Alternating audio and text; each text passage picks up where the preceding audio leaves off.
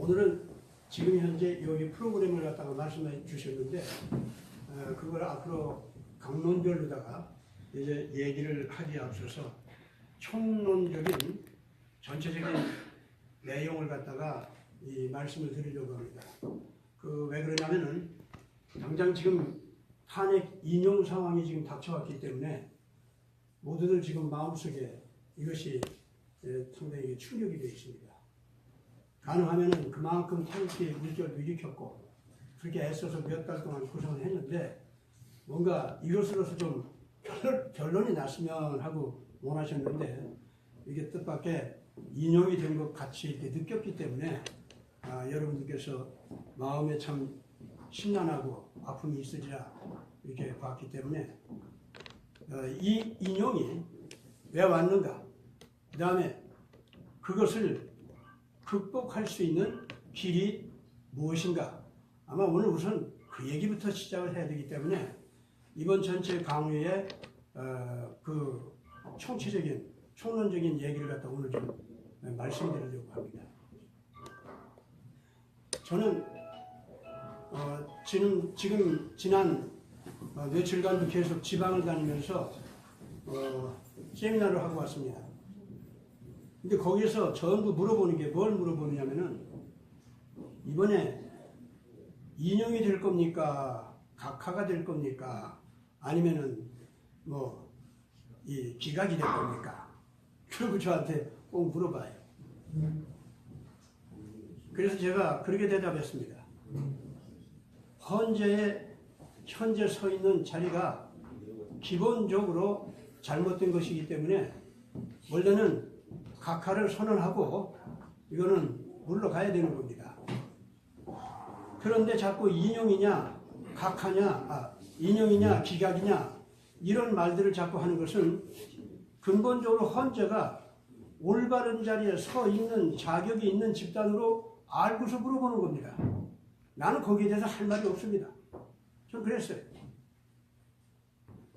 그러면서 제가 한 얘기는 지금 이 사람들은 틀림없이 인용을 목적으로 해서 이런 이상한 헌재도 만들고 특검도 만들고 그런 거 아닙니까?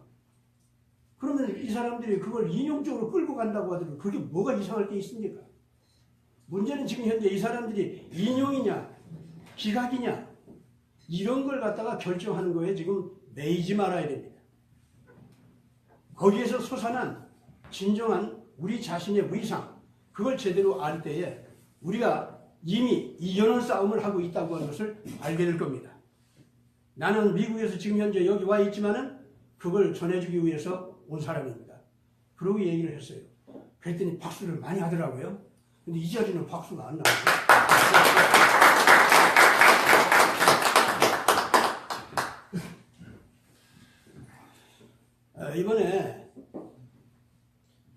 이번 사태의 진정한 배후, 그걸 좀 간략하게 우리가 알기 위해서 다음과 같은 상황을 한번 좀 생각해 봅시다.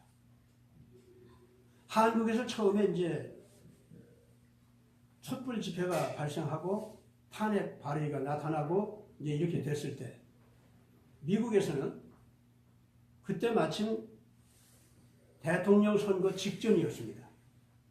그 상황에서 이게 딱 터졌는데 오바마 대통령이요. 이게 터지자마자 촛불 민심이 한국 민심을 대변한다. 그러므로 박정희 대통령은 그거 창피하게 탄핵까지 기다리지 말고 박근혜. 네, 죄송합니다. 박근혜 대통령은 탄핵까지 가지 말고 하야를 하는 게 좋다. 하야를 할 때 한국 정치를 갖다가 안정될 수 있도록 좌우 합작으로다가 새로운 정치 통치 권위를 갖다가 세워주고 그래서 제대로 해나갈 수 있도록 내가 인물도 보내주마. 그러면서 반기문 씨를 갖다가 보내겠다고 한 겁니다. 저는요 그 얘기를 듣고서 깜짝 놀랐습니다.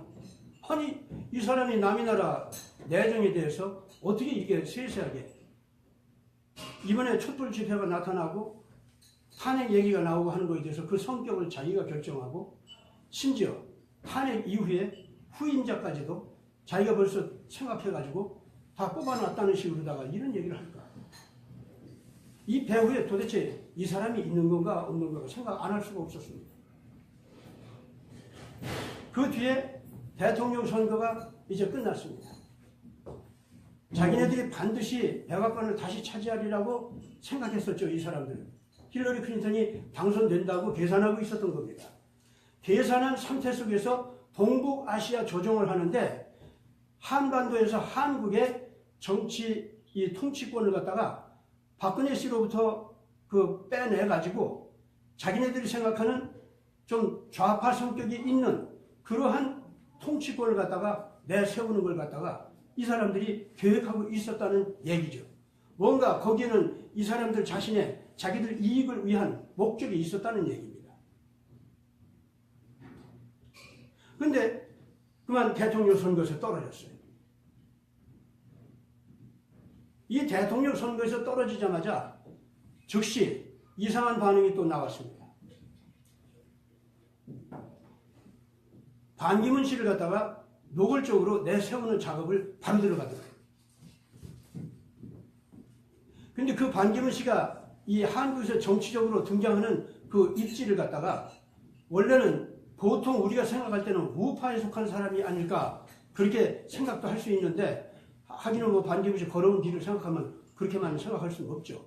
근데 어쨌든 한국에서 이 사람을 세우는데 좌우 합작으로 세우는데 좌우 합작도 기본적으로는 좌파 사람들이 이 반기문 씨를 밀어주는 형태입니다. 그렇게 등장시키는 걸로 작정하고 나오고 있더라고요.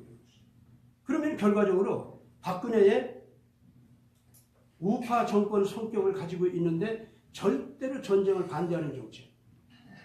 그리고 무슨 일이 있을지라도 언제든지 이 미국과 같이 동맹국으로서 동반자 역할을 한다고 하면은 그것은 언제든지 대한민국 자체의 생존을 먼저 목적으로 하고 나서는 거였어요.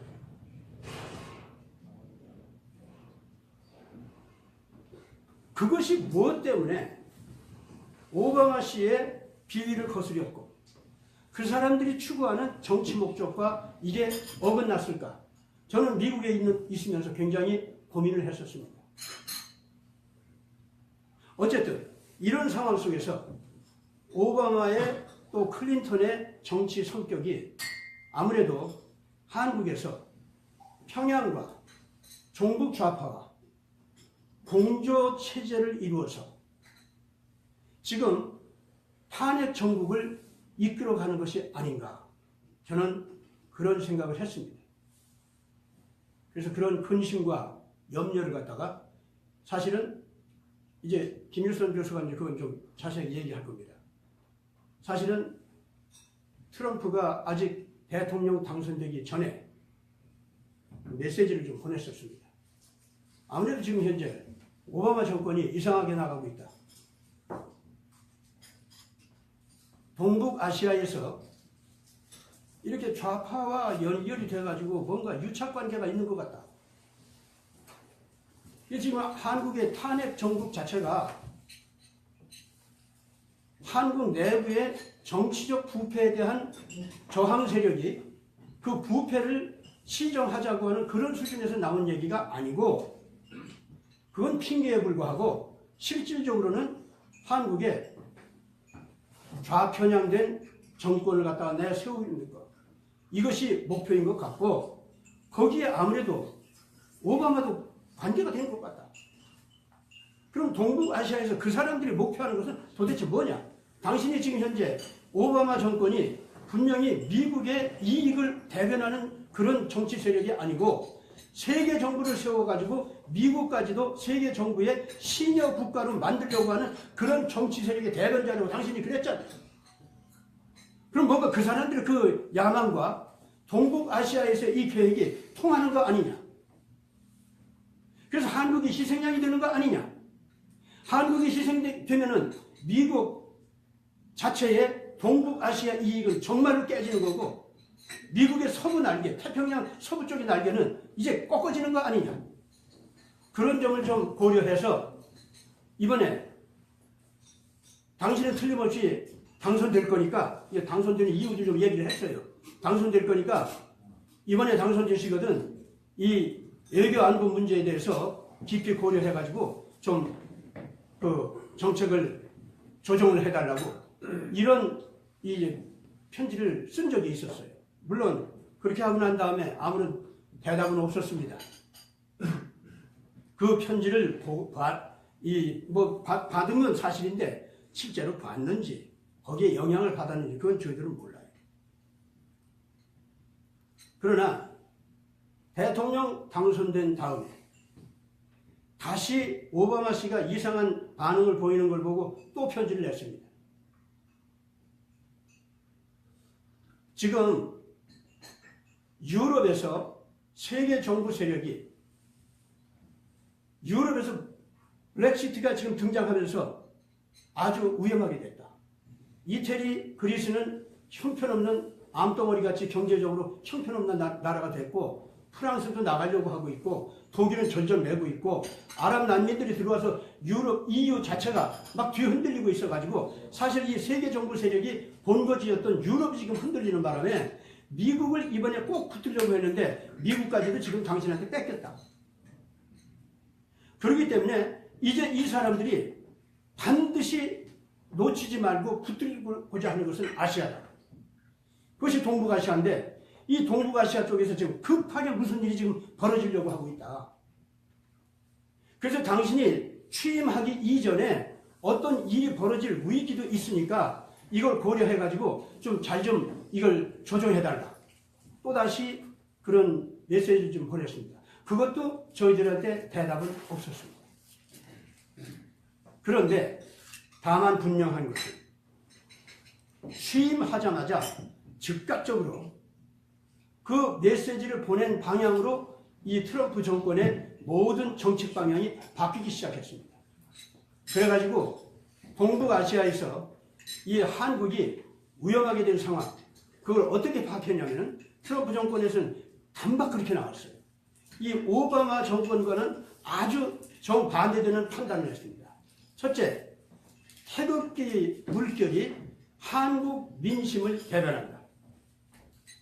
둘째, 황대행 체제는 미국과의 원래부터 있었던 동맹관계, 그걸 바르게 유지하려고 하는 신뢰가 가는 정권이다. 그리고 박근혜 대통령 탄핵은 아무리 생각해도 그건 잘못된 것이다. 따라서 우리는 한반도에서 한국의 안보를 위해서 모든 것을 다 할 것이다. 해가지고 황대행한테 전화까지 걸어줬습니다. 전화 걸어주었을 뿐만 아니라 그 다음에 바로 매티스 국방장관을 보냈던 거 여러분들 잘 아실 겁니다. 와가지고 매티스 국방장관이 한 일은 무엇이냐? 다른 거 아닙니다. 동북아시아 쪽에 미국의 군사력이 2개의 전쟁을 할지라도 그걸 견뎌낼 수 있는 군사력이 지금 모아졌는데 이것을 어디에다 쓰려고 하느냐? 북한에 테러가 됐든지 전쟁이 됐든지 남한을 건드리는 기미만 보이면, 그러니까 전쟁 형태로 오던 전쟁은 아닐지라도 남한 내부에서 테러라든가 밀란이 있지 않습니까? 이런 것이 일어나는 걸 보면은 즉각적으로 우리는 선제 공격을 평양과 이 휴전선 북한 군부에다가 퍼부어버립니다. 매티스는 바로 그 얘기를 하고 간 겁니다. 그래서 저 자신은 태극기 물결과 트럼프 등장이 아주 기가 막히게 시기적절하게 딱 만나가지고 결합이 돼서 서로가 신뢰를 하게 돼가지고 대한민국을 보호하면서 미국의 애국 보수주의, 미국의 퓨리타니즘 전통 가치, 그거를 지키는 그런 쪽으로 서로가 갈 수 있도록 뭉쳤구나. 이렇게 확신할 수 있게 됐습니다. 그러면서 물론 저는 목사이기 때문에 이런 걸 다 기도하면서 이제 하게 되다 보니까 기도하다 보니까 뭐 하나님께로부터도 응답이 내려오는 거 같으니까 저는 참 좋았죠. 기쁘고. 그래서 이건 정말 전해줘야 된다. 그러나 이제 뭐 믿는 사람들, 이 같은 신앙 가진 사람들한테는 제가 주관적인 체험을 한 걸 이제 다 얘기할 수 있지만은 믿지 않는 분들한테도 보편 타당성 있게 대한민국이 지금 지켜질 수 있다고 하는 이 논리는 얼마든지 전개할 수 있으니까 제가 그런 얘기를 지금 말씀드리는 거예요. 자, 지금 종북 좌파와 이 위장 보수 세력이 연합해가지고 현재 탄핵 인용 쪽으로 갔지 않습니까? 이 사람들이 믿는 것은 뭡니까? 뒤에 평양이 있다? 뒤에 자기네들 이 세계적인 글로벌리즘 정치력이 있다? 그들이 우리를 도와준다? 바로 이래가지고 그걸 믿고서 지금 이제 뛰기 시작한 겁니다. 근데 자, 트럼프 정권이 등장하면서 지금 상황이 어떻게 됐습니까? 우선 김정은이 더 이상 남한을 갖다가 전쟁이든 테러든 마음대로 칠 수가 없는 상황으로 묶여버렸습니다. 이건 객관적인 사실이에요. 둘째, 중국 자체도 지금 현재 미국이 북한을 건드리는 것 자체에 대해서는 자기네들 괜찮다 이거. 제발 우리만 건드리지 말아라. 중국은 그겁니다 지금. 미국은 그걸 확실하게 약속해주고 있고. 동시에 오바마 그리고 그 뒤에 있는 거대한 글로벌리즘 그 정치 세력, 이 사람들은 실질적으로 한국의 탄핵 정국을 이용해가지고 뭘 어떻게 해보려고 했던 그 모든 길이 이제 막히기 시작하는 겁니다. 그러다 보니까 지금 현재 탄핵 인용을 한 한국 내부의 탄핵 도발 세력, 이 사람들은 사실은 뒤에 도와주던, 사실은 자기들을 조종하던 세력이죠. 네? 그리고 반기문 씨가 와가지고 오바마 씨 말대로 여기서 정치 세력화 해가지고 제대로 쫙 했으면 좋았는데 그냥 오자마자 낙동과 고리알같이 한국 사람들 다 내쫓아버렸지 않습니까? 그건 우파에서는 말할 것도 없고 이 태극기 물결 쪽에서 말할 것도 없고 사실은 좌파 쪽에서도 저들의 정치 욕구가 많았기 때문에 반기문 들여앉혀다가는 내가 대통령 못하겠다 해가지고 저들끼리 싸우는데 내쫓은 거예요. 이게. 참 그래가지고 오바마 그 사람의 계획은 그것조차도 무너지고 말았어요. 그러면서 국제적으로 자기가 무슨 일을 하려고 해도 하기가 어려운 지경으로 지금 가버렸습니다. 이걸 갖다가 지금 종북 좌파 내부에서 촛불로 따라가는 사람들, 이 사람들의 이 실상을 몰라요. 그래서 인용이 된 거 가지고 지금 춤추고 있습니다. 그러나 촛불 앞에서 그걸 조종하고 정치 목적으로 가지고 뛰었던 사람들 있잖아요. 이 사람들 가운데 이런 국제적인 큰 세력이 자기들 뒤에서 조종하고 있다는 거, 그것도 모르고 그냥 평양만 좋아하고 정북 족보했던 사람들이 있어요. 이런 사람들도 지금 뭣도 모르고 지금 자기네들의 모든 끈이 다 끊어진 줄 모르고 춤추고 있죠. 이 사람들의 이 춤과 노래 이것 때문에 현혹돼서는 안 된다 그 말입니다. 여기 계신 분들은 거기에 있어서 말았어요.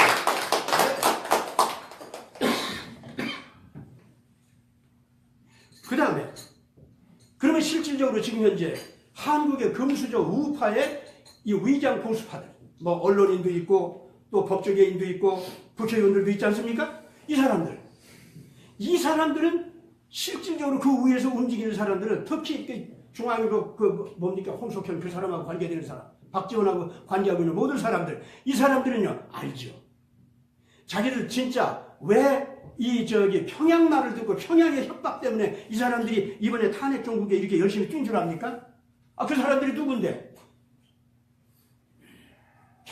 아무리 평양에 가서 자기들이 흠이 잡혀있는 것이 있다 할지라도 거기서 협박한다고 그것 때문에 이 사람들이 이렇게까지 놀지 않아요.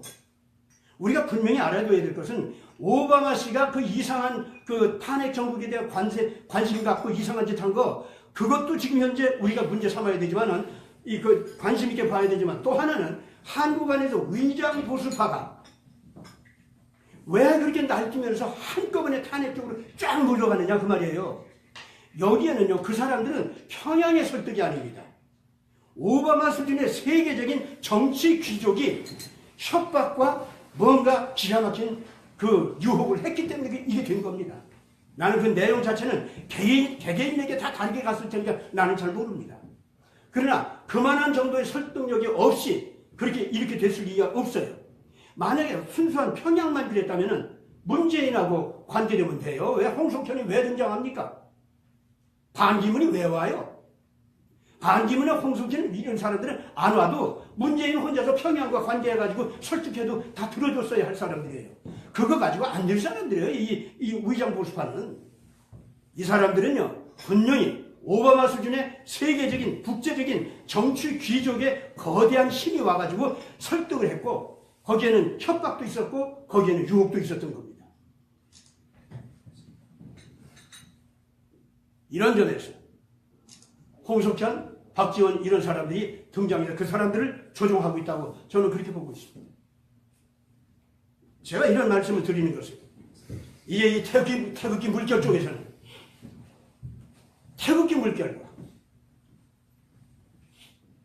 트럼프의 미국 보수주의와 결합을 한 상태에서 이미 한국을 괴롭히려고 하는 모든 폭력적인 시도들, 그 전쟁이 됐든 테러가 됐든 일단 그것은 막을 수 있도록 모든 틀이 짜여졌습니다. 이제까지 이 탄핵 인용 오기까지의 이 정치적인 갈등의 틀이 있지 않습니까? 이건 쟤네들이 만들어 놓은 틀이었어요. 쟤네들이 만들어 놓은 경쟁의 유인이었다고 말입니다. 이제는 이런 유행을 우리가 떠나버려야 돼. 그거 무시해버려야 돼요. 우리가 만든 틀로 그 사람들을 끌고 들어와야 돼요. 그리고 우리가 만든 틀 이외에는 그 사람들 갈 곳이 없어. 왜? 저 사람들이 만든 틀은 뒤에서 평양과 세계 글로벌리즘과 이것이 뒤에 있어야만 그 틀은 만들어지는 거니까. 안 그렇습니까? 그게 부서졌어요. 그게 부서진 상황에서 지금 쟤네들은 어떻게 되는 줄 압니까? 얼마 안 있으면은 제일 위에 글로벌리즘과 평양과 그 힘을 갖다 다 받아가지고 그 힘을 가지고 밑에 있는 종북 좌파 촛불 이런 사람들을 조종했던 이 사람들, 그리고 북한에서 난파됐던 그 간첩들까지도 이용해가지고 폭력 밀란 이런 식으로 다 가려고 했던 그 모든 계획들, 요거를 조종하던 사람들이 지금 맥이 팍 풀려버렸어요. 지금 현재 자기 밑에서 일하는 사람들한테 자기네들 맥 풀린 거 들키지 않고 어떻게 해서도 빨리빨리 인용을 갖다가 만들어 놓고 그 다음에 즉시 이 박근혜 물리쳐버리고 새로운 정권 불러들이고 한시를 막 끌고 가기 위해서 아마 혹시요 대통령 선거도 안 하고 비상상태로 끌고 가려고 하는지도 모릅니다. 그러나 그 전부가 뭐냐면 쫓기는 자의 모습이요, 패배자의 마지막 발악입니다. 그렇기 때문에 이제 태극기 물결 쪽에서는, 그리고 황교안 대행께서는 이런 전체를 이미 우리는 승리의 틀 위에 있다, 그걸 딱 인식하고 모든 태극기 물결과 국민들한테 그걸 인식을 시키고, 특히 미국의 보수적인 애국주의와 기독교, 한국의 기독교가 이 보수적인 애국주의, 이것을 갖다가 결합시키는 태극기 물결이 그런 메시지를 전하면서 그런 정신적인 응집력을 이제는 발휘하면서 마틴 루터 킹 이상의 설득력 있는 메시지를, 정의의 메시지를, 인류에게 감동을 주는 그런 메시지를 우리가 왜 못해요? 얼마든지 할 수 있습니다. 그러면 중심에 있는 태극기 물결 이 자체는 비폭력적으로 당당하게 나가면서 여러분들 같은 이 백성을 보호해야 할 책임이 있는 예비역 장성이라든가 이런 반특 여단들은 그야말로 이 백성을 보호하는 장치를 갖다가 아주 합법적으로 딱 만들어 놓고, 어떤 그 못된 폭력이 등장해도 그건 우리가 막는다, 이렇게 딱 등장하면서 한국 태극기 물결이 새로운 정권을 창출하는 정치 조직으로 나가면 되는 겁니다. 쟤들이 어떻게 하든 너무 상관하지 마시고 그냥 당당하게 그렇게 나가면 되는 거예요. 그러면서 쟤들이 와서 어쩌고 저쩌고 하는 게 그저 패잔병 처리하듯이 툭툭 쳐서 일단 물리치면서 우리가 이루어야 할 걸 이걸 이루어 나가면 돼. 이것이 우리 유인에 의해서 우리 나름의 경쟁의 틀 속에서 우리가 주도해 나가는 겁니다. 이것이 바로 우리에게 이미 맡겨져 있는 승리의 확실한 길입니다. 이미 승리했어요.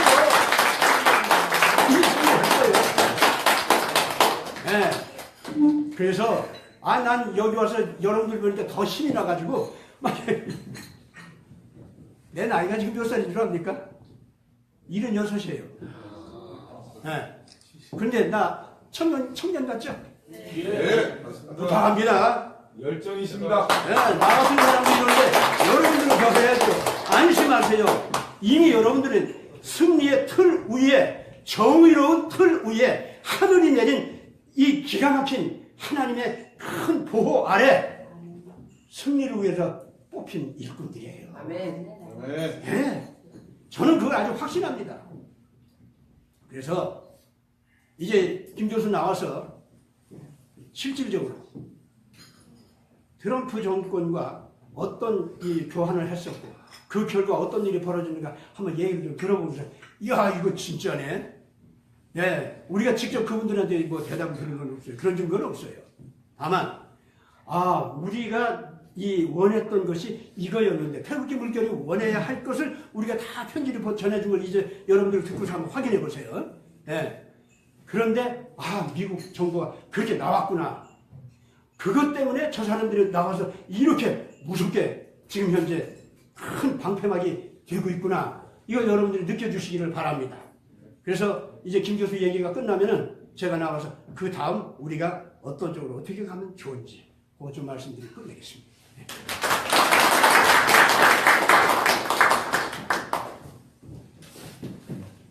계속하면 되겠습니까? 잠깐만요. 여기 키가 좀 크시군요. 네. 예, 좋습니다. 네. 하시죠. 계속할까요? 예.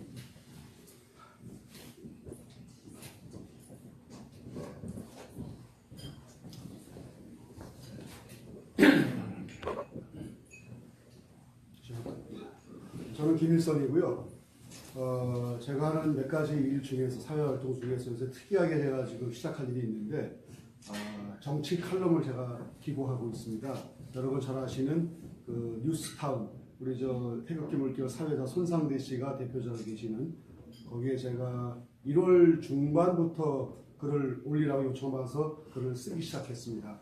제가 뉴스타운의 이제 회장 대표분하고 제가 이제 개인적 친분이 오랫동안 있어 왔는데 이번 사태가 벌어지는 11월, 12월부터 제가 제 개인 페이스북에 또 애국 그 보수 페이스북 그룹에 또 네이버 밴드에 제가 그냥 개인적 글을 좀 마구 올렸어요. 목사님한테 제가 보고 듣고 배우고 나름대로 파악하고 분석한 내용들을 짧게 해서 SNS 방식으로 그냥 막 내버렸습니다. 이놈들이 어떤 놈들이고 왜 이렇게 움직이는 것이고 어떻게 해결하는 것인지 해법을 제가 짧게 올렸습니다.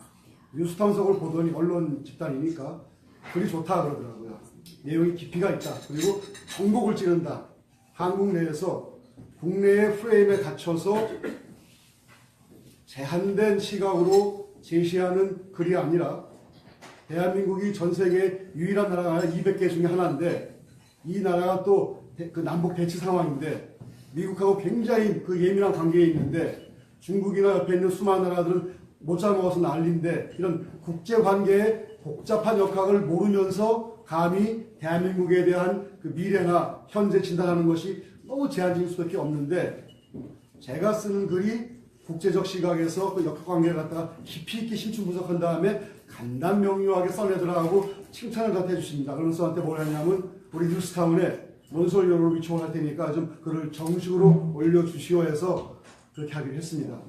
자, 이 말씀을 제가 드리는 이유는 개인적인 생각에서 그냥 주관적으로 내놓는 글이 아니라 혹은 말이 아니라 내용이 아니라 객관성을 띤 언론의 그 매개체에 제가 벌써 이제 1월 중순부터 지금까지 한 20편 이상의 개인적 글과 잡지만 30편 이상의 시국 진단글을 무지막이 내보냈습니다. 꽤 센 글을 내보내서 정말 까놓고 얘기해서 목숨 걸고 썼습니다.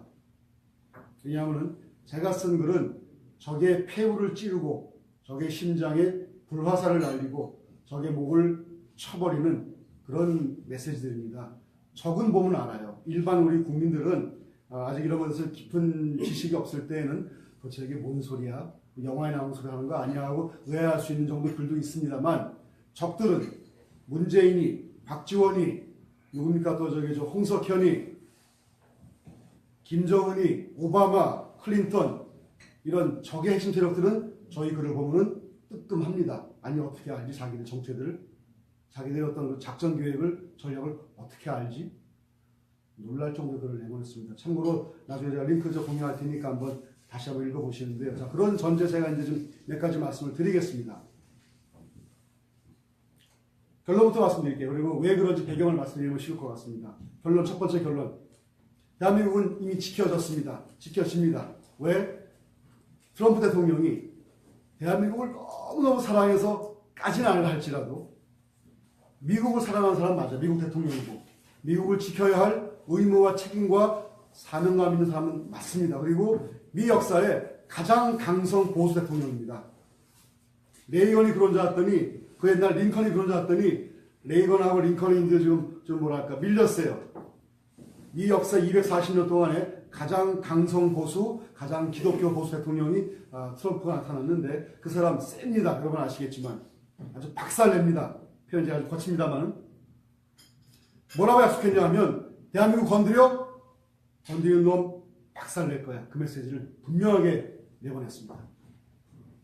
북한이 됐건, 뒤에 중국이 됐던, 대한민국 내에 있는 그 이상한 놈들이 되었던, 숨어서 움직이든, 대놓고 움직이든, 건드려, 한국의, 아까 목사님 말씀하신 대로, 약간의 변란, 대한민국의 어떤 그 시스템을 붕괴시키는 조짐이 보이면은, 바로 휴전선 이북 칠 거고, 바로 김정은 참수작전, 작전계획 501로 들어간다. 공표했습니다. 여러분들 군인식하고 있을 때 다 아시지 않습니까? 군의 수뇌부를, 적의 수뇌부를 제거해버리면 밑에 있는 허접한 놈들 꼼짝 못합니다.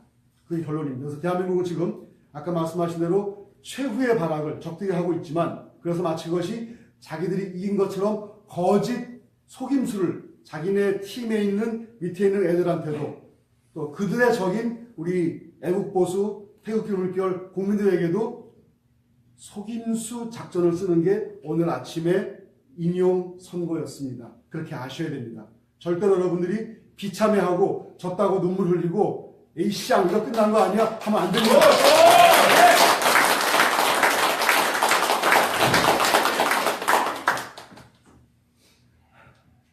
왜 트럼프가 그러면은 한국인도 아닌데 작정을 하고 대한민국을 보호하겠다는 선포를 하고 지금 칼빈슬로 며칠 전에 부산에 들어왔습니다. 아시지만 이미 있는 로널드 레이건 함대 같으면은 한반도와 동부가 지키는데 충분합니다. 칼빈슬이 움직인 것은 미 서부 샌디에고에 있는 삼함대에 세 척의 항모가 있습니다. 전방인 일본과 동부가 한반도 지역에 한 척의 함대가 있는 게 7함대입니다. 전방에서 1차 방어하고 거기서 혹시 그 비상사태에는 후방에 세 척의 2차 방어선에 있는 게 미국 해군의 방어 체계입니다. 전시가 아니면 3함대에 있는 항모를 전방인 7함대로 안 보냅니다. 여러분 그러니까 너무 잘 아실 겁니다.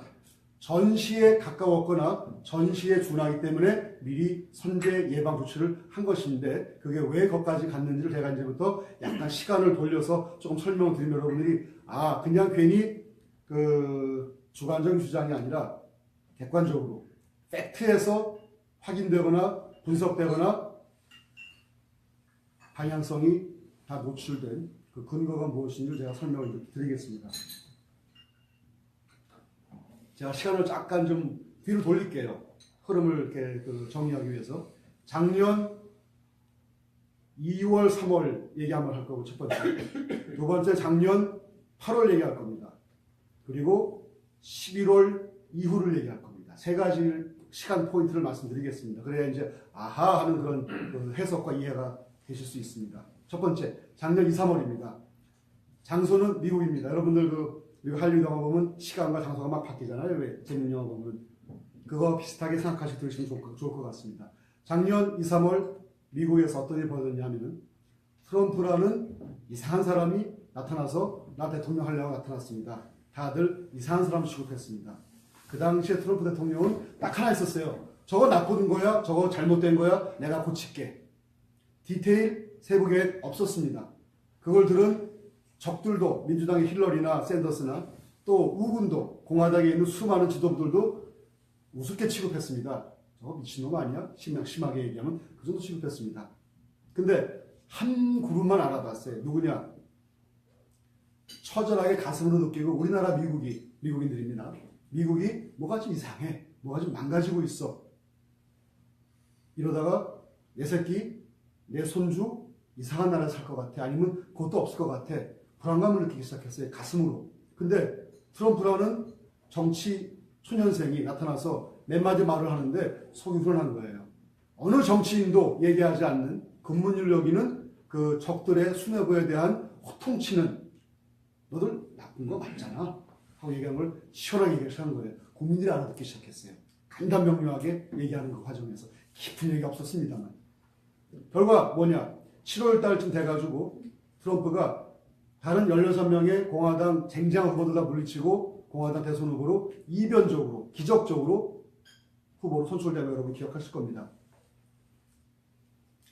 그 과정에서의 트럼프의 모습은 디테일 전략이나 세부적인 어떤 그런 정책이 것이 결여되어 있지만 메시지는 클리어했습니다. 분명했습니다. 이 나라 잘못됐고 내가 이거 고칠 거야. 망가진 미국 다시 미국 위대하게 만들 거야. 영어로 얘기해서 Make America Great Again 이라는 슬로건 딱 냈는데 그 슬로건과 거기에 담긴 메시지 트럼프의 어떤 그런 그 연설문 수많은 백성들이 그걸 듣고서 알아들었습니다. 그거를 우리 한국이랑 연결시킬게요. 이제부터 우리 대한민국 백성들이 국민들이 대한민국 지금 망가졌는데 이거 다시 대한민국을 위대하게 만드는 우리 국민운동 해야 되는 그 메시지를 내보내야 됩니다. 그 시작이 우리 반택에서 나왔으면 좋겠습니다.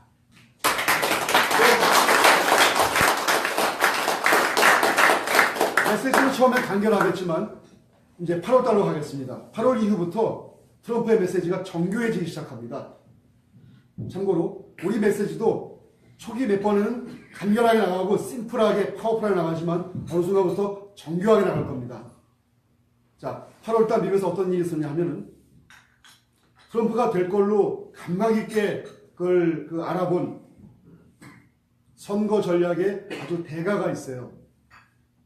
이름이 그 순간 이름이 기억 안 나는데 목사님 이름이 누구죠?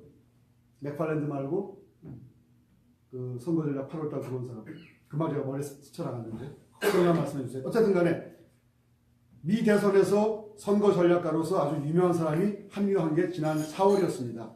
4월부터 7, 8월까지 코레이 아니에요? 코레이 말고 바뀐 거고 제가 순간 이름이 기억이 안 나는데 어쨌든 내용이 중요합니다. 4월에 합류한 그 선거 전략 최고 책임자 선대 본부장을 지냈었는데 8월 달에 해고당했습니다. 잘렸습니다. 그 사람은 참고로 지난 12월 달에 한국에 나타나서 좌파 정치인들, 국정원장 이병헌까지 다 만나고 뭔가 수를 쓰고 갔습니다. 트럼프한테 매나포트 감사합니다. 금방 이름이 안 나는데 폴 매나포트라는 사람입니다.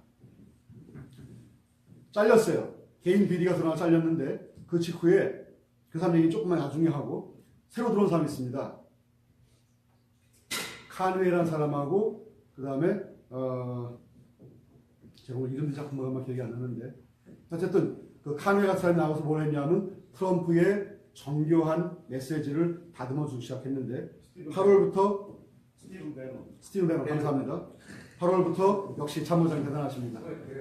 8월부터 11월 8일 대선까지 트럼프의 메시지를 가만히 저희가 분석해보면 저는 그걸 1년서 계속해서 모니터했었는데 분석을 해보면은 하루가 갈수록 일주일이 지날수록 트럼프의 메시지는 강력한 권위를 가지기 시작합니다. 이게 중요합니다. 무슨 권위냐?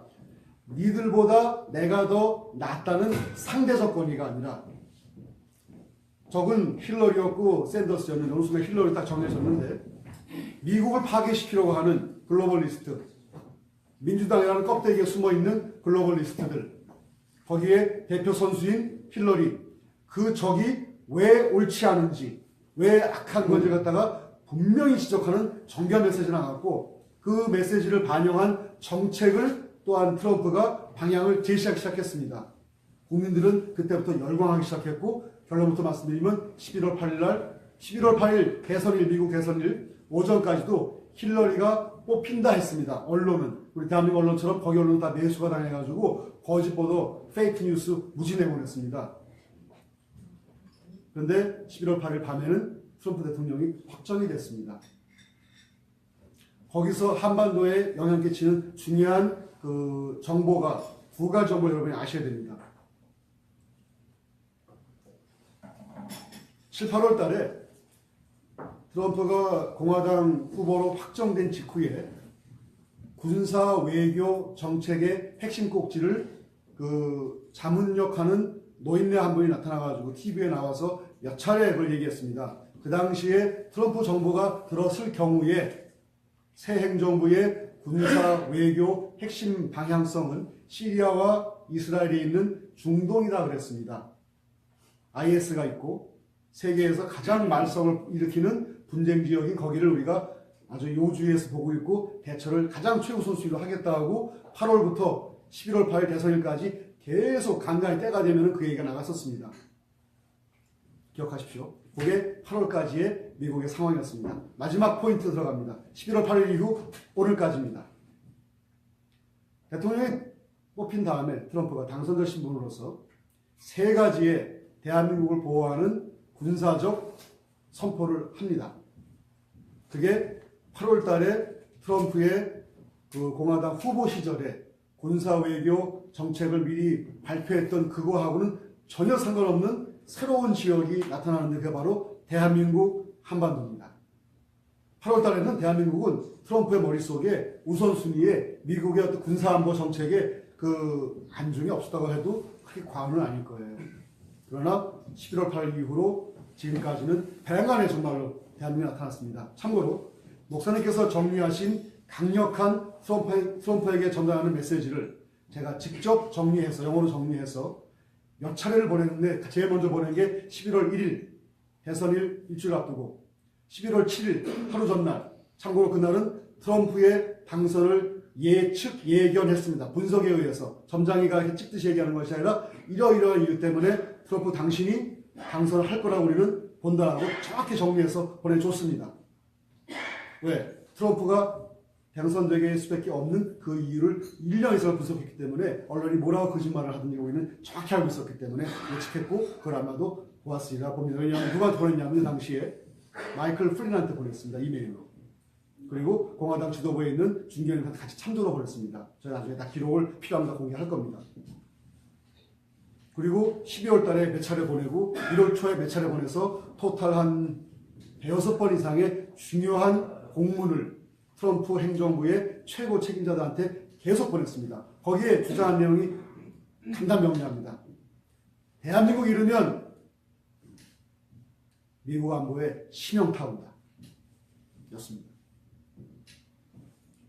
시리아보다 이스라엘보다 중동보다 더 시급한 게 그래서 미군의 군사작전의 최우선 순위 포인트가 돼야 할 지역은 중동이 아니라 한반도고 거기서 핵심은 대한민국이고 거기서 더 핵심은 서울이고 거기 더 핵심은 대통령이 지금 꼼짝 못하고 묶여있는 그런 것 때문에 청와대 들어가야 되고 그 안에 있는 핵심 인물 박근혜라는 특정 개인을 위해서가 아니라 한국의 체제인 대통령을 보호하는 것이 대한민국을 보호하는 것이고 이놈들이 지금 장난치고 있는 촛불 사태와 탄핵 발의와 등등등의 사건들을 그대로 우리가 용납할 경우에는 대한민국이 위험할 수 있는데 경고했습니다. 트럼프 측에다가 대한민국이 위험해서 극단적으로 가서 만약에 그 최악의 경우에 공산화가 되거나 그에 준하는 체제 변화가 일어날 경우에는 미국의 안보도 치명타를 받게 됩니다.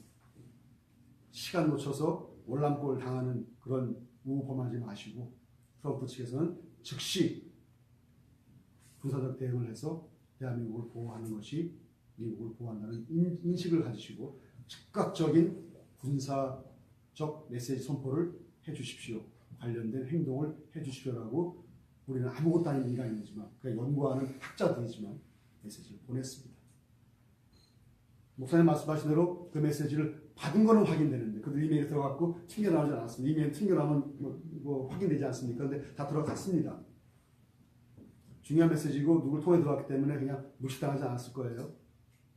근데 그들이 어떤 조치를 취하겠다고 우리한테 뭐 이렇게 친절하게 그 답장을 쓰지는 않았어요. 굉장히 예민한 그 국가 기밀급 제안을 한 것이고 그들도 뭐 보았을 게지만 절대로 뭐 또 반응은 안 보였습니다. 재밌는 것은 저희가 메시지를 보내기 전에 중동 중심의 군사 정책을 트럼프가 주창했는데 11월 1일 날 메시지 들어가기 시작한 때부터 트럼프의 선거를 우리가 예측 분석한 이후부터 한반도의 그 보호장치가 너무너무 중요하고 미국 안보 중요하다고 얘기한 이후부터 모르겠습니다만 지금 1월 초부터 올해 1월 초부터 가장 최근까지는 미군의 군사 행위는 저희가 그 문서에 지적하고 제안한 방향 그대로 좀 벌어지는 것이 놀라운 사실입니다. 뭐가 세 가지가 그걸 제가 말씀드리겠습니다. 제가 며칠 전 쓴 칼럼에 그게 나와 있는데 나중에 한번 보시면 나왔으면 제가 말을 드리겠습니다. 1월 2일입니다. 제가 기억하기로. 그리고 두 번째가 1월 5일인가 그렇고 세 번째가 2월 2일, 2월 3일입니다. 그 세 가지의 날짜에 트럼프가 대한민국을 지킨다는 메시지와 군사적 행동을 취했습니다. 말로만 한 것이 아니라. 1월 2일에 무슨 일이 있었냐면은 2일인가 3일인가 그렇습니다. 그 기억에. 트럼프가 CIA한테 정보 브리핑을 요구했습니다. 당선자 신분, 당선자 자격으로서. 1월 4일까지가 아닌데 2일인가 3일인가 그래요. 요구한 거는 2일이고. 예, 2일인가 저 기억하는데 2일, 3일 같은 거 같은 그건 중요한 2일이나 3일 그건 괜찮습니다. 중요하진 않습니다. 그거 떼고 그게 1월 5일이 또 중요한데 1월 2일인가 3일 날에 트럼프가 CIA 브리핑을 요구할 때 어떤 배경이었냐면 한 번도 당선된 것이 11월 8일이었는데 CIA는 새 대통령이 당선된 직후에 무조건 차기 대통령한테 국가 안보에 대한 정보 분석에 대한 브리핑을 하게 되어 있습니다. 트럼프 측에서 거부했습니다. 왜? 현 체제는 오바마 체제의 CIA인데 너희들이 장난을 친 장본인인데 니들 만나 들을 필요도 없고 만날 이유도 없다. 참고로 1월 20일 날 취임식하고 일주일도 안 돼서 CIA 방문한 거 여러분 뉴스 보시면 계시겠지만 가가지고 호통을 쳤습니다. 이 엉망투성이 CIA 다 뜯어 고치겠다. CIA를 거부했습니다. 근데 1월 2일 날 CIA 브리핑을 요구했습니다. 그리고 아젠다까지, 토픽까지 정해줬습니다. 딴 얘기하지 말고 딱 하나만 얘기해. 북한, 북핵, 끝. 딴 얘기하지 마. 정해줬어요. 이슈를.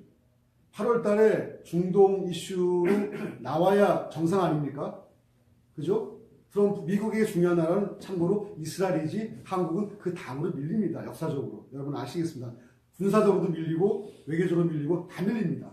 근데 CIA한테 이스라엘 관련된 중동 관련 브리핑이 아니라 한반도 브리핑하라고 요구를 했습니다. 그러면 트럼프가 한반도 상황을 몰라서 좀 알고 싶어서 배우고 싶어서 브리핑 요구했을까요? 아닙니다. 메시지입니다.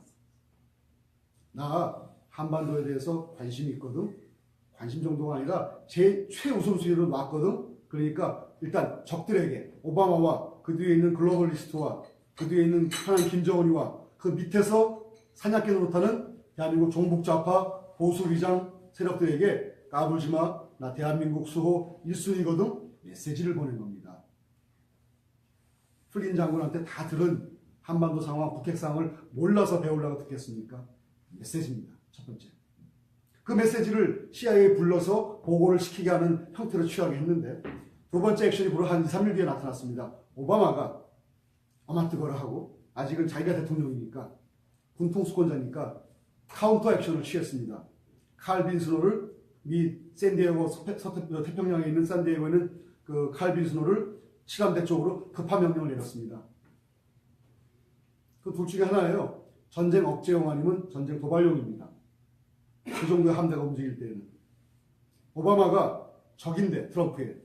오바마가 크리스찬 보수 쪽의 적인데 한국을 위해서 보호하려고 보낼 리가 없습니다. 저도 그 당시에 미국에 마침 있었고 목사님과 같이 있었는데 목사님, 오바마가 칼빈 스노우를 한반도 쪽으로 급파하는 명령이 지금 떴네요. 목사님이 탄식하면서 딱 한 말씀 하셨어요. 전쟁이네. 감각이 있으십니까? 그 위협을 느끼셨어요. 정말 기도했고 그 이후로 열심히 분석했고 메시지까지 보내기 시작했는데 전쟁을 자극하는, 그래서 대한민국 내에 내란, 밀란, 테러, 또 북에서 도발 그런 거 할 때 아직은 오바마 때니까, 심지어 아직 얼마 안 남았지만 1월 20일 날 정오에 대통령으로 취임하기 직전까지는 트럼프는 대통령이 아직은 아니거든요. 차기지 현 상태는 아니니까 법적으로. 그러면 1월 19일 날 밤까지라도 전쟁 나무는 오바마가 군통수권자입니다. 쉽게 얘기하면은. 아직 2주가 남은 시점에 오바마가 전쟁을 일으켜서 한반도 장악하고 심지어 트럼프까지 대통령 취임식에 못 가게 하는 국가 비상사태를 만드는 거 아닌가 하는 심각한 우려를 그렇게 했었습니다. 만약에 오바마가 트럼프를 눌렀다면 한반도에 큰 변화가 날 수 있는 심각한 위기였습니다. 1월 20일 날 취임식 때 워싱턴 DC에 저 참석했습니다. 정식으로 초대를 받았고 저하고 몇몇 우리 보수외국 지도자분들이 제가 모시고 같이 가서 저희 연구소 이름으로 초대를 받아서 거기에 한 몇 분 참석해가지고 현장에서 다 보고했는데 심지어 그날 아침까지도 영화에 나올 법한 얘기지만은 트럼프 암살한다는 얘기가 나오고 심지어 거기에 뭐 폭탄을 투여한다는 얘기가 나오고 굉장히 끔찍한 얘기가 돌았습니다. 저 그 현장에 있었습니다. 근데 평화롭게 잘 끝났습니다. 두 번째 포인트입니다. 만약에 오바마가 작정하고 여기다가 변란을 일으킬 작정이었으면 할 수 있는 힘이 있었습니다. 당시에.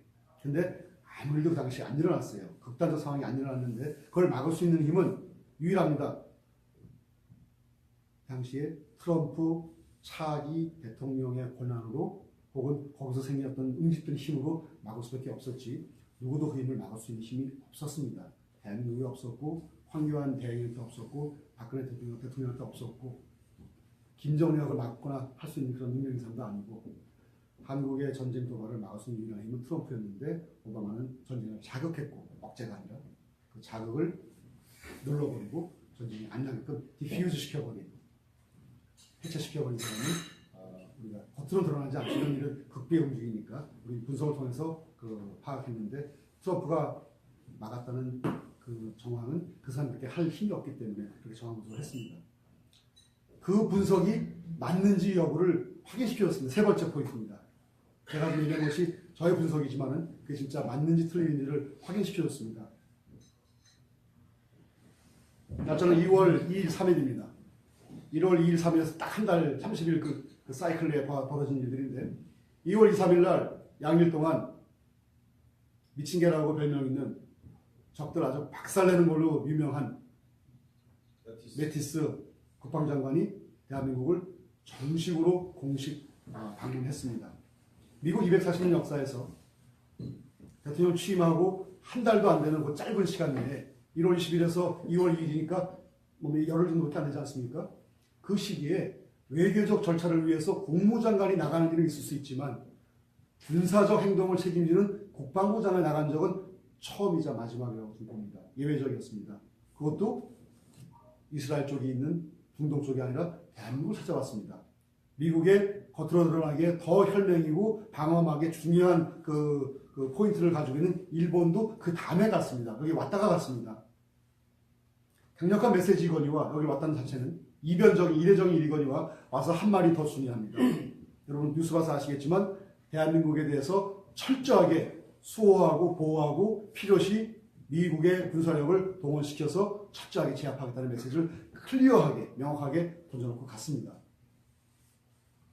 1월 2일에 CIA 브리핑, 1월 중반에 오바마의 도발 의지를 조용하게 억제시킨 것, 2월 2, 3일에 국방장관이 직접 현장에 와서 미국에서 그냥 발표해도 되거든요. 그런 얘기. 근데 직접 왔습니다. 의미가 다르겠죠. 와서 여기에 있는 요직사람들 만나가지고 정확하게 메시지 내보냈고 정확하게 신문지상에 언론에 내보내게 했고 미국의 메시지도 미국 백악관에서까지도 확인까지 다 해줬습니다. 그리고 얼마 전에 칼빈스로 며칠 전에 바로 부산항에 입항했습니다. 미국의 전력은 지금 한반도 주변에서 2.5개의 전쟁을 동시에 치를 수 있는 화력이 좀 들어와 있습니다. 북한은 말할 것도 없거니와 중국도 까불면 박살납니다. 중국이 압니다. 모르지 않습니다. 그까지 사드 1000가지 무기 중에 하나일 뿐이에요. 그리고 전면전 나기 전에 김정은 참수작전은 그런 것도 필요 없어요. 여러분 뭐 너무 잘 아시는 특수부대 출신들이시지만 미군의 특수부대가 떠버리면은 김정은 바로 그냥 끝장냅니다. 자, 그런 상황이 지금 여기에 지금 와 있어요. 일반 백성들은 뭐가 뭔지 모르고, 그 다음에 이런 그 보이지 않는 정치, 외교, 군사적 흐름을 다 파악하거나 분석하거나 확인하지 않은 사람들은 긴가민가 할 수 있고, 사실이 아니야 하고 정말로 의심까지 할 수 있지만 제가 지금 드린 말씀들은 팩트에 기반한 다른 분석도 있지만 그 분석이 확인되는 그런 팩트까지 제가 연결시켜 드리면서 말씀을 드렸는데 지금 마지막 결론은 여러분이 다 알고 계신 내용입니다. 미군은 대한민국 내에 화력을 집중시켜 놓았고 대한민국이 위험할 때에는 철저하게 응징하면서 대한민국을 보호한다는 것을 정확하게 말로만이 아니라 군사 행동으로 지금 예비적 선제적 조치를 다 취해놨습니다. 이 상황에서 북한 김정은이가 심지어 그 뒤에 있는 중국이나 뭐 다른 세력들이 한반도에 전쟁 도발을 일으키는 것은 스스로 자살 행위입니다. 미국의 군 통치권은 더 이상 오바마가 아닙니다. 이런 군사력을 동원할 수 있는 힘은 트럼프한테 있습니다. 다행히 트럼프는 우리 우파, 보수, 기독교계 정권입니다. 그것도 가장 강성입니다. 그분이 대한민국을 향해서 한국을 잃어버리면 미국의 가장 치명타라는 걸 본인이 알았기 때문에 저 메시지를 들어서 알았든 원래 알았든 그건 모르겠습니다만 결과로 봤을 때 지금 팩트는 사실은 한국을 철저하게 지키는 행동을 지금 한 달 사이에 하고 있지 않습니까? 그러면 최소한 이북에 있는 군사적 그 집단들은 움직이지 못합니다. 단 하나 남은 건 뭐냐면 한국에 남아있는 패잔병들입니다. 패잔병들. 누구냐? 문재인, 박지원이, 홍석현이, 김무성이, 언론들, 뭐 검찰들, 뭐 헌재, 뭐 등등등등 수많은 그 쓰레기 같은 사냥개들입니다. 자기네 윗대가리가 꼼짝 못하는 것을 알 거예요. 수뇌부들은. 수뇌부 밑에 있는 부하들은 모를 겁니다. 왜? 수뇌부가 그걸 철저하게 비밀에 감추고 혹시 드러날까봐 전전긍긍하고 있는 상황이니까 오죽 급하면 절차 무시하고 나중에 분명히 그 반론의 여지가 있는 이 헌재의 선고, 오늘 선고, 아침 선고를 강행했겠습니까? 오죽 급하면. 패잔병들의 발악입니다. 그러면 우리는 이후부터 이 사실을 제가 이제 오늘 요 대화하고 이따 밤에 집에 들어가서 이걸 이제 칼럼으로 또 정리할 겁니다. 자세하게. 글로 써서 대한민국 사람들, 보수 사람 다 보게 제가 칼럼으로 제 이름 걸고 내보낼 겁니다. 참고로 저는 하나도 두렵지가 않습니다. 이미 이긴 싸움 알고 있고 정의로 메시지를 내보내고 있고 머리카락 한 올도 태우시지 않는 하나님의 보호를 믿고 있기 때문에 하나도 두렵지가 않습니다. 적들이 오히려 꼬랑지 내리고 벌벌 떨 거를 저는 이미 느끼고 있고 알고 있습니다. 중요한 것은 우리 한국에 있는 대한민국에 있는 이 일반 백성들, 일반 국민들이 지금 울면 안 됩니다. 울 때가 아닙니다. 이미 이겨놓았는데 적의 수뇌부를 지금 미리 그냥 목을 따는 상태인데 왜 옵니까? 적들은 지금 도망가면서 불질러 놓고 방어해 놓고 마치 자기들이 그냥 뭐랄까 화장성세로 이긴 것처럼 쇼를 하고 앉아있는데 왜 우리가 옵니까? 필요 없어요. 우리 이겼습니다. 이 상태에서 이제 적의 패잔병 세력들을 갖다가 정리하는 그 수순만 남아있습니다. 앞으로 방법론은 다양한 것이 있을 수 있는 거고 이제 앞으로 이제 하나씩 얘기할 겁시다. 오늘 다 얘기하기 너무 얘기가 많은데 우리 일단 이겼다는 확신 가지시고요. 미국의 군사적 보호장치가 지금 튼튼하게 와 있고 없어지지 않습니다. 적은 알고 있는데 우리만 모릅니다. 적은 또 알고 있는데 우리는 진 줄 알고 울고 있습니다. 아닙니다. 씩 웃어도 됩니다. 자식들 말이야 까불고 있네 하면서. 그리고 우리는 이제 철저하게 군사적으로 정치적으로 국민적 뜻과 행동을 모아서 그들을 정리정돈하는 권위를 가지고 나가면 됩니다. 참고로 몇 마디만 더 하고 일단 잠시 끊겠습니다. 대화를. 권위라는 얘기를 제가 몇 번 했습니다. 명분과 권위라는 개념이 있지 않습니까? 서로 맞짱을 뜬다는 표현을 우리가 쉽게 많이 하죠. 서로 막 치고받고 싸우면은 개싸움 됩니다. 그래서 말이 거쳐 죄송합니다만은 개싸움 돼버리면은 어느 누구도 정당성을 주장할 수가 없습니다. 힘겨루기밖에 안 되는 겁니다. 대한민국 애국 세력은 태극기 물결은 절대로 그들이 시비를 거는 그런 무력적 폭력적 행위에 걸려 들어가면 안 됩니다. 그들은 그걸 빌미로 더 여기를 난장판을 만들 걸 작정하고 있습니다. 피 흘릴 걸 작정하고 있습니다. 제가 아직 다 확인을 못했습니다만은 오늘 뜬 여러 가지 어떤 SNS 정보 보니까 몇 분이 현장에서 돌아가셨단 말씀 제가 들어서 사진까지 받았습니다. 정말 울분이 일어나더라. 저기 네. 말씀하십시오. 요거 일단 끝내놓고 제가 하죠. 일단. 예, 거의 다 끝났습니다. 태극기 물결이 분명히 가져야 할 키포인트는 딱 하나 말씀드립니다. 도덕적 권위를 잃으면 안 됩니다. 싸움에 함부로 응하거나 싸움에 함부로 연루되거나 우리도 피를 흘리겠다고 같이 맞짱떠 싸우거나 이거 아닙니다. 우리도 높은 수준에서 그들을 압도적 제압을 이미 할 수 있는 권위와 힘이 있는데 우리가 우리를 낮추어서 그들과 피 터진 싸움에 들어가 버리면 안 됩니다. 우리는 뭘 해야 되느냐? 태극기 물결은 조직화를 해야 되고 국민들의 힘을 모아서 대한민국 국민회의를 만들어서 거기서 정당이 여러 개가 나올 수 있는 하나도 아니고 대한민국을 장악하는 정당 조직이 막 만들어지고 거기서 대표 지도자가 막 만들어지고 그 지도 세력이 현재 지금 대한민국을 유린한 세력을 갖다가 그 응징할 수 있는 정치적 힘 만들어주고 즉시 또 동시에 미국의 트럼프 정부하고 더 긴밀하게 더 오픈시켜서라도 일부러 알려주기 위해서라도 긴밀한 교류하면서 그 메시지 내보내고 그 메시지를 갖다가 전 국민에게 알려주는 보수, 애국, 언론 만들어내서 또 내보내야 되고 앞으로 60일 사이에 어떤 일이 벌지 모릅니다. 지금 마지막 발악이기 때문에 대선을 치를지 그 전에 난리를 일으킬지 비상사태 만들어가지고 이 나라를 더 수성토를 만들어낼지 모릅니다. 할 거 다 이판사판이기 때문에 최악까지 갈 겁니다. 우리는 백성들 철저하게 보호시켜줘야 되고요.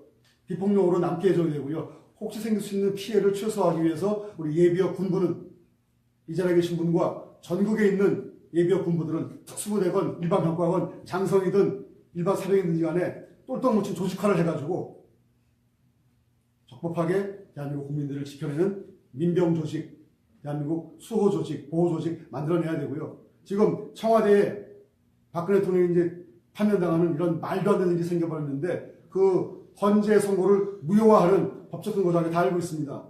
실제 행동한 거 정리하고 있습니다. 트럼프 대통령의 어떤 그런 그 엄호 사격 요청할 겁니다. 한쪽으로는 그런 걸 하면서 또 한쪽으로는 국민들이 응집하고 예비역 군부가 힘을 얻어 모아주고 국민들 철저하게 보호해주는 그런 그 방패막 역할을 해주고 그들 싸움에 섣불리 엮이지는 않지만 꼼짝 못하게 그 막아주는 방패 역할을 우리가 해줘야 되고요. 동시에 우리 대한민국 군 침묵하고 있는데 동시에 황교안 권한대행 아직까지는 침묵하고 있는데 오늘 이 시간부터는 침묵하면 안 됩니다.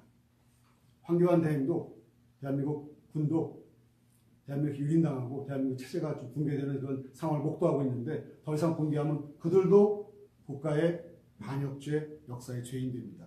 분명히 얘기할 겁니다. 얘기해야 됩니다.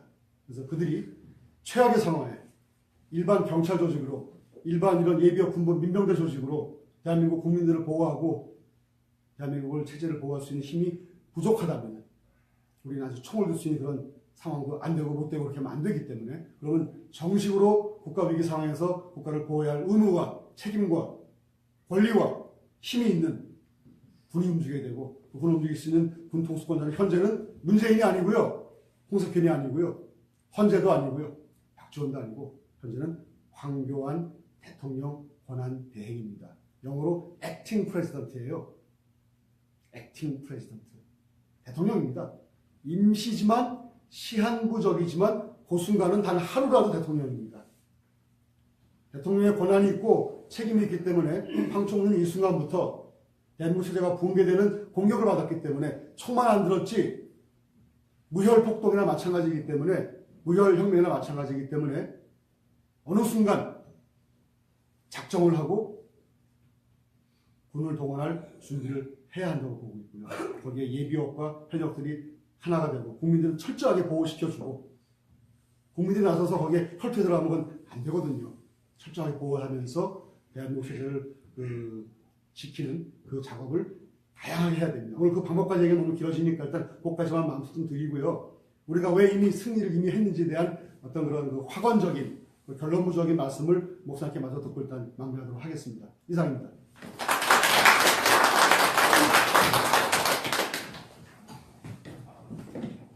제가 할 얘기까지 지금 김 교수가 다 해서 더 이상 할 건 없습니다. 다만 제가 이제 한두 가지 첨언을 드린다면 여기 계신 분들부터 우리는 이겼다고 하는 것을 선언하셔야 됩니다. 공개적으로 그렇게 하셔야 됩니다. 이미 이겨놓은 싸움을 하고 있다고 하는 걸 자신 있게 얘기를 해야 됩니다. 왜냐하면요, 이제부터 우리가 알고 있는, 우리가 만들어 놓은 링 위에서 싸워야 된다는 그 말이 뭐냐면은, 이 신념의 바탕 위에서 국민들이 서로들 의견도 내놓고 다투기도 하고, 그리고 정북 좌파하고 모두 자기네들 뭘 주장을 하게 만들어야 돼요. 이런 신념이 없는 곳에서 싸우기 시작하면, 등불 없는 곳에서 암흑 가운데서 칼싸움 하는 거는 똑같아요. 그러면 암흑 속에서 옳은 사람, 그른 사람, 힘 있는 사람, 힘 없는 사람이 싸운들 누가 더 유리하리라고 봐요? 다 똑같이.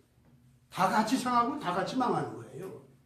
그렇기 때문에 이제부터 바로 이 특전 여당부터 시작해가지고, 그래서 이 태극기 물결 속에 참모진을 제대로 만들어가지고 아주 확실하게 우리는 이미 이겨놓은 싸움을 하고 있다 보니 이 신념을 확실하게 온 사회에 풀어놔야 됩니다. 이것이 첫 번째 아주 중요합니다. 그 다음 두 번째 중요한 거, 저쪽에서 싸움 걸어오는 거 있잖아요. 거기에 매이지 말아야 됩니다. 오히려 이쪽에서 문제를 제시하고 해결점을 제시하고 어떤 방향을 내놓고 그쪽으로 끌고 나가는 그런 활동을 시작해야 됩니다. 그러지 않아도 쟤네들은 막 쑤시고 들어오고 말썽을 일으키고 막 이렇게 될 거예요. 거기에 관여하지 말고 그렇게 나가야 됩니다. 그렇게 나가야만 소위 탄핵 인용 요 정국 있지 않습니까? 그래가지고 그것이 자기네들이 이 탄핵 인용을 인정하지 않는 사람들 갖다가 내치는 법적인 근거로 삼아서 이걸 치려고 할 거란 말이에요. 그렇게 치려고 하는 그 사람들의 모든 힘이 있지 않습니까? 그것이 사실상 무효화될 수 있게 하는 실질적인 힘은 어디서 나오느냐면은 이쪽에서 제시하는 새로운 사회 문제, 이쪽에서 제시하는 어떤 방향, 이쪽으로다가 사람들이 움직일 수 있도록 해나가기 시작해야 됩니다. 그래서 여기에서요, 바로 지금 현재 이 태극기 물결의 참모진에서 이제부터 내놓는 메시지가 그렇게 중요하다는 겁니다.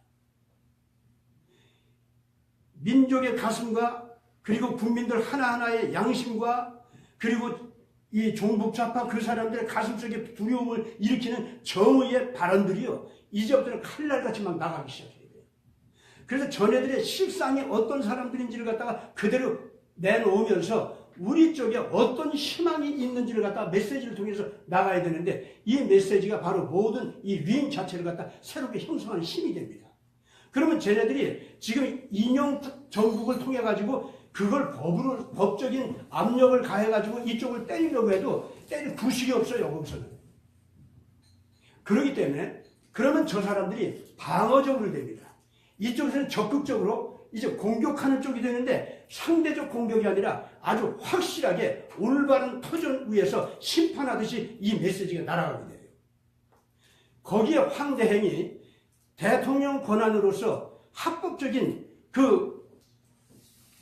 이 선언을 통해 가지고 지금 이 태극기 물결 쪽에서 부르짖는 이것이 바로 우리 국가를 수호할 수 있는 유일한 길이라고 하는 것을 호호탕탕하게 딱 선언하고 군부도 그걸 지지하는 이런 쪽으로 나가야 됩니다.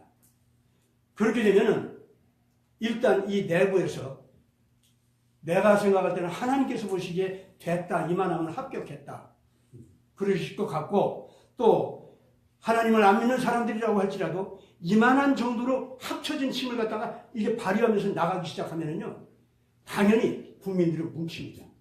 뭉치는 그 국민들의 그 거대한 힘이 바로 보통 말하는 그 하나님의 힘입니다.